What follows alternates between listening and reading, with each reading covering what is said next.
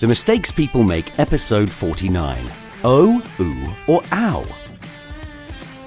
What are the 4 most difficult letters in the English language? O, U, G, H. They're tricky because when you put them together,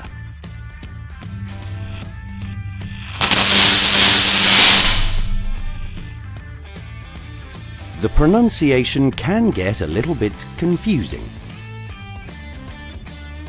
Like dwarves, there are 7 different ways to pronounce OUGH.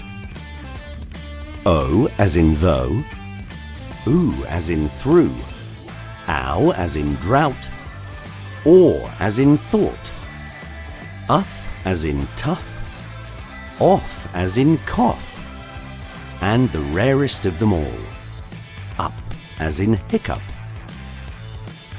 That's just not logical, I hear you cry. But, as Ludwig Wittgenstein once said, there can never be surprises in logic. Though Nigel likes surprises, he is strangely tough on coughing. And the thought of a hiccup sends him through the roof.